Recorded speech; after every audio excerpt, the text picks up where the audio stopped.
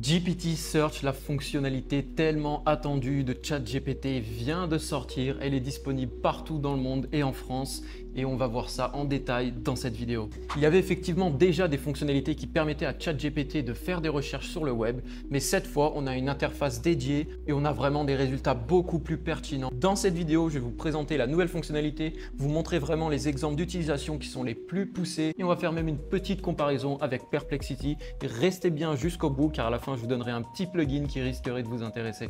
C'est parti. Donc on se retrouve sur OpenAI avec leur article qui introduit ChatGPT Search. Sur leur article, on voit qu'il y a un nouveau bouton qui est apparu qui nous permet de faire des recherches avancées, d'avoir des suggestions et de trier tout ça très facilement, d'avoir des images, d'avoir des accès aux sources, etc. En gros, il prône une révolution dans la recherche d'informations sur Internet. Vous savez quoi, on va tester ça de suite. Donc on se retrouve sur ChatGPT. Effectivement, on a bien le bouton en bas Search the Web qui est apparu. Et une fois qu'on a cliqué dessus, il va se mettre en bleu et ça veut dire que la fonctionnalité Search Web est activée. Donc faisons un petit exemple très rapidement. Je vais tout simplement écrire quels sont les meilleurs livres pour commencer la méditation en tant que débutant. Et là, vous voyez un peu à quoi ressemble Search GPT. On a effectivement des résultats beaucoup plus pertinents. Je vais demander des livres. Il ne m'a pas sorti du blabla. Il m'a sorti des livres avec le titre, une courte description, une image. Je peux cliquer sur l'image si je veux la voir en plus grand. Je peux accéder également aux sources. Donc vous voyez ici, il m'a mis toutes les sources. On peut retrouver les sources également sur la droite. Il y a plusieurs sites qui ont été recherchés, 5livres.fr, Cory Lifestyle, etc. Et si je clique sur une des sources, là on se retrouve sur le site web en question avec le livre qu'il m'a conseillé. Donc faisons une autre recherche. Ici, je lui demande de comparer l'iPhone 16 et l'iPhone 16 Pro. Là, on va pouvoir voir le potentiel vraiment de ChatGPT car il va chercher différentes sources, ce qui veut dire que la réponse ne sera pas orientée vers tel ou tel vendeur qui veut promouvoir tel ou tel produit. On aura vraiment un mélange de plein d'opinions et de plein d'articles, le design et les matériaux, dimension et poids, écran, performance, etc., etc. Et là, par exemple, je pourrais lui demander et voilà, pareil, toujours en utilisant la fonctionnalité Search, il m'a sorti un tableau directement pour que je puisse comparer les deux produits et m'aider à prendre ma décision. Donc ça, c'est vraiment pas mal. Maintenant, laissez-moi vous montrer encore un autre petit exemple que je trouve assez sympa. On retourne sur ChatGPT, on réactive le mode Search. Donc cette fois, on lui a demandé de nous parler un peu du cours de l'action Nvidia et comme vous le voyez en direct, il m'a sorti un graphique, ce qui est vraiment top. C'est-à-dire qu'on peut interagir avec ChatGPT, mais non seulement avec du texte, mais aussi avec des visuels comme des graphiques ou des statistiques, j'imagine. Il va y avoir plein de cas d'utilisation à trouver. Donc laissez-moi savoir en commentaire quel genre de petites trouvailles un peu comme ça vous avez fait avec SearchGPT, ça m'intéresse vraiment. Il nous a un peu détaillé l'action Nvidia, ses récentes performances, etc., etc. Un autre petit exemple assez sympa, je lui ai demandé tout bêtement quels sont les meilleurs restaurants à Paris. Bon, c'est un peu osé comme question, mais ce qui est intéressant ici, c'est qu'il m'a carrément sorti une map interactive, un peu comme on aurait sur Google, qui nous donne la localisation. On peut zoomer sur la map, se déplacer sur la map et on peut voir juste en dessous les différents restaurants. Et vous voyez qu'en plus de ça, on peut cliquer sur les directions, le site web, un peu avec le même genre d'interface que Google Maps. Donc c'est assez intéressant la position qu'essaie de prendre OpenAI avec cette fonctionnalité GPT Search. Personnellement, j'ai l'impression qu'ils ont vraiment l'ambition de remplacer totalement la recherche d'informations via Google. Donc à suivre de très près. Donc c'est parti, faisons un petit test avec Perplexity et ChatGPT mis côte à côte. Ça va être vraiment intéressant. J'ai envoyé une petite question. J'aimerais mieux comprendre comment investir en bourse, des livres ou des formations à me conseiller, point d'interrogation. Allez, envoyons les deux recherches et regardons un peu les résultats ensemble. Donc déjà, première chose, ce qui est assez intéressant, c'est que Perplexity nous montre en direct les recherches qu'il est en train de faire avant même de nous délivrer le résultat. Il nous affiche les sources en haut et après seulement, il nous formule une réponse. Alors effectivement, c'est pas du tout les mêmes formations ni les mêmes livres. Bon, on a une interface différente, mais on a bien les sources à chaque fois qui sont annoncées des deux côtés. Alors la réponse de ChatGPT est un peu plus courte quand même beaucoup plus courte. Donc voilà, pour moi, au niveau de l'interface, il y a quand même un peu d'avance du côté de Perplexity. C'est assez sympa de voir les recherches qui ont été faites, quels termes ont été utilisés pour rechercher le web et quels résultats sont sortis dès le début. Petit avantage quand même sur Perplexity, moi je préfère toujours Perplexity, mais à surveiller de très près GPT Search bien sûr. Mais voilà, petit point qui est intéressant, c'est qu'on n'a pas du tout eu les mêmes résultats. On n'a aucun livre en commun, ni formation, donc c'est assez intéressant. Et c'est pour ça du coup que je compte inviter mon ami qui est expert en recherche Google pour qu'il nous parle un peu de ce que cela veut dire pour ce secteur. Car vous ne le savez peut-être pas, mais la recherche Google est un métier à part entière. Le fait d'avoir son site web qui apparaît en premier sur Google, c'est tout un métier. Les entreprises dépensent des milliers et des milliers d'euros là-dedans et c'est assez intéressant de voir qu'avec des outils comme Perplexity ou GPT Search, toutes les cartes sont redistribuées car à mon avis, les techniques qu'on utilise en optimisation de recherche classique avec Google n'auront rien à voir avec ces outils-là. Et pour finir avec cette vidéo, laissez-moi vous montrer un petit plugin que j'ai trouvé qui pourrait être assez sympa. Ça s'appelle GPT Search tout simplement et c'est un plugin qui a été conseillé pour faire une recherche sur GPT Search à la place de votre recherche par défaut sur Chrome. Donc c'est assez intéressant. Donc à voir si vous voulez le garder ou pas. Mais bon, je trouvais ça sympa de vous le montrer. Voilà, l'extension a été ajoutée et là vous remarquerez maintenant que quand j'ouvre une nouvelle fenêtre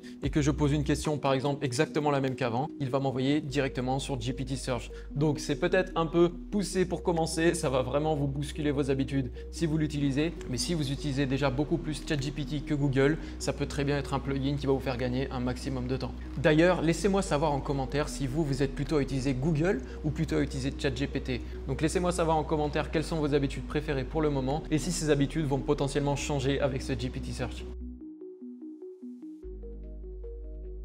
Du coup, JR nous a rejoint, c'est un expert en SEO, donc Search Engine Optimization. Donc avant de commencer, présente-toi un peu, présente ce que tu fais pour que les gens comprennent quel est le lien avec le GPT Search qu'on présente dans cette vidéo. Donc moi, je suis consultant SEO en freelance, c'est-à-dire que je développe la visibilité des sites web de mes clients sur le net. Par exemple, si vous êtes un plombier à Paris, mon but, ça va être de vous positionner premier sur la recherche Google plombier Paris. Donc on travaille pour optimiser un site pour qu'il réponde aux critères de l'algorithme Google et qu'il se classe bien sur le web, tout simplement. Bon, bah, très bonne description, le SEO pour ceux qui ne connaissaient pas. Et du coup, c'est pour ça que j'ai invité JR, car une fois de plus, l'IA avance et l'IA prend du terrain sur des domaines et des secteurs comme par exemple le SEO. Et moi, en fait, les questions que je me pose, c'est est-ce que vous voyez GPT Search ou Perplexity, qui est déjà là depuis un moment, comme une menace pour votre métier? Est-ce que l'IA va aussi remplacer votre métier? Alors, peut-être pas remplacer le métier, mais le changer, c'est sûr. Aujourd'hui, je crois que Google a environ 84% ou 85% de toutes les recherches qui sont faites en ligne sont faites sur Google. C'est une stat qui va être amenée à changer du coup. Aujourd'hui, c'est sûr que le métier s'adapte très mal au GPT Search et à toute cette nouvelle vague d'IA qui arrive, mais ça va être quelque chose qui va changer notre manière d'optimiser les sites web, mais on ne sait pas encore dans quelle dimension. Donc ça va être très intéressant de suivre comment l'utilisateur va adopter cette nouvelle technologie pour voir comment notre métier va évoluer. Ouais, exactement. Maintenant qu'on a GPT Search et Perplexity depuis un moment, ça fait les recherches en live, donc c'est plus des données qui sont pas à jour. Est-ce que vous, du coup, vous commencez à anticiper ce changement d'utilisation et des recherches sur Internet et vous commencez à un peu essayer de chercher comment GPT Search pourrait vous mettre en avant un site ou un autre de la même façon que Google le fait? Alors, en fait, la petite différence entre Google et GPT Search, c'est que GPT Search va compiler en fait des informations pour donner un résumé, alors que Google va juste afficher des sites et c'est à nous d'aller chercher le bon site. Mais globalement, en fait, GPT Search va aller chercher ces informations dans le même type de site que Google met en avant. Donc en fait, l'idée pour être affiché dans ces recherches GPT Search, c'est toujours d'avoir un site qui est trustable, c'est-à-dire qui a de l'autorité, qui est crédible aux yeux de Google, et d'avoir un site optimisé qui va vite avec des bonnes informations. En fait, les fondements du SEO ne changent pas. C'est vraiment juste la façon dont sont display les informations, donc sont affichées les informations par l'IA, qui influe justement sur le résultat final qu'a l'utilisateur. Ok, d'accord, en fait ça veut dire qu'au final GPT Search va faire une recherche Google. Donc en fait si ton site est bien optimisé sur Google, il sera en avance sur GPT Search. Oui, en fait, GPT Search, il va aller prendre des infos sur des sites d'autorité. Il va pas prendre une info sur un site qui vient d'être créé sans vraiment d'autorité. Donc, il va plutôt prendre ses infos sur Wikipédia, sur des gros sites d'information, des blogs très connus. Donc pour toi, c'est pas demain qu'on verra des nouvelles genres d'agences, mais qui sont vraiment spécialisées pour les recherches IA. Pour l'instant, ça reste la même branche. Alors, il y a un terme, je crois que c'est l'AI SEO, qui a été développé justement pour ce type de recherche. Mais il faut faire très attention avec ces nouveautés parce que ça prend souvent du temps à être adopté. Donc je pense que niveau marketing, il y aura beaucoup d'agences qui vont se lancer là-dedans, pour pouvoir vendre des offres et se différencier un peu. Mais d'un point de vue fondamental, il n'y a pas grand-chose qui va changer, juste des petits détails. Mais c'est à suivre, on n'a pas encore assez de données pour savoir ce qui va se passer. On a aussi par exemple les réseaux sociaux qui changent un peu la manière dont on cherche les données, en plus de l'IA. Aujourd'hui, on peut chercher des informations sur Instagram ou TikTok, alors qu'il y a 10 ans, ce n'était pas du tout le cas. Donc en fait, le SEO, il évolue constamment et ça s'ouvre à d'autres choses que Google, de l'IA, des réseaux sociaux. Donc en fait, il faut inclure une stratégie de marketing digital plus globale et pas juste du SEO. C'est peut-être ça la grosse différence entre le SEO d'aujourd'hui et le SEO d'il y a 10 ans. D'accord, ok. En fait, on rajoute plein de petits éléments qui avant étaient tous condensés dans une recherche Google. Il n'y avait pas d'autre manière de chercher l'information. Ouais, c'est ça en fait. Ok. Avant, on cherchait une crédibilité sur Google. Maintenant, on cherche vraiment une stratégie multicanal qui va nous permettre de toucher l'utilisateur sur plusieurs points et justement le convertir vers de l'achat ou de l'information. D'ailleurs, dites-moi vous ce que vous en pensez. Est-ce que vous utilisez encore Google ou est-ce que vous commencez à utiliser de plus en plus SearchGPT ou Perplexity? Bref, laissez-moi savoir en commentaire quel genre d'habitude vous avez pour chercher de l'information. Et toi d'ailleurs, tu es toujours sur Google ou tu fais un peu comme nous, IA, Perplexity?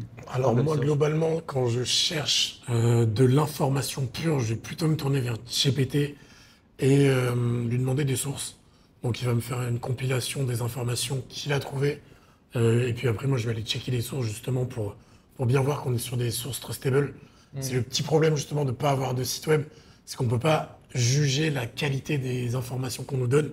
Je vais pouvoir avoir confiance en ces sources, mais par contre, quand on me donne juste un texte, ça va être dur pour moi de valider la Ouais. véracité des sources. En tout cas, là, je sais pas si tu as eu l'occasion de tester le GPT Search qui est sorti à peine hier soir, mais en tout cas, il te donne les sources, tu peux directement cliquer sur les sources, tu as même des screenshots, tu as des liens directement. Ça, Donc stylé, là, j'irai ça commence à être vraiment complet. Et d'ailleurs, ça commence à vraiment rattraper Perplexity. Je sais pas si tu l'utilises aussi, mais bon, Alors- il faudra suivre ça de près. Perplexity un peu moins, mais c'est vrai que je suis pas mal sur GPT et Claude.